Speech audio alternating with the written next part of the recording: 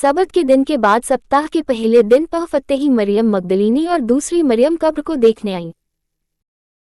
और देखो, एक बड़ा भूइंडोल हुआ, क्योंकि प्रभु का एक दूत स्वर्ग से उतरा और पास आकर उसने पत्थर को लुढ़का दिया और उस पर बैठ गया। उसका रूप बिजली का सा और उसका वस्त्र पाले की नाई उज्ज्वल था। उसके भय से पहरुए कांप उठे और मृतक समान हो गए। स्वर्गदूत ने स्त्रियों से कहा कि तुम मत डरो, मैं जानता हूं कि तुम यीशु को जो क्रूस पर चढ़ाया गया था ढूंढती हो। वो यहाँ नहीं है, परंतु अपने वचन के अनुसार जी उठा है। आओ, यह स्थान देखो जहां प्रभु पड़ा था,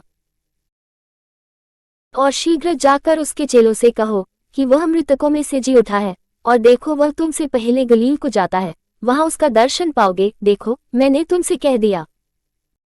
और वे भय और बड़े आनंद के साथ कब्र से शीघ्र लौटकर उसके चेलों को समाचार देने के लिए दौड़ गई।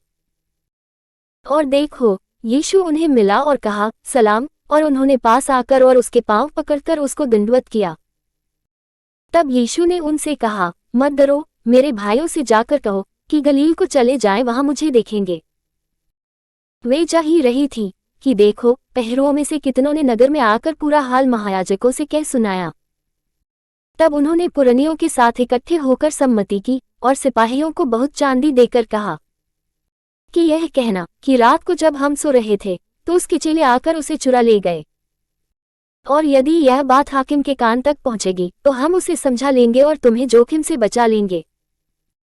सो उन्होंने रूपे लेकर जैसा सिखाए गए थे वैसा ही किया, और यह बात आज तक यहूदियों में प्रचलित है।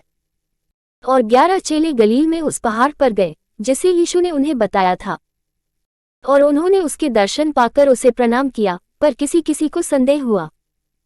यीशु ने उनके पास आकर कहा कि स्वर्ग और पृथ्वी का सारा अधिकार मुझे दिया गया है, इसलिए तुम जाकर सब जातियों के लोगों को चेला बनाओ और उन्हें पिता और पुत्र और पवित्र आत्मा के नाम से बपतिस्मा दो, और उन्हें सब बातें जो मैंने तुम्हें आज्ञा दी है मानना सिखाओ। और देखो, मैं जगत के अंत तक सदैव तुम्हारे संग हूँ।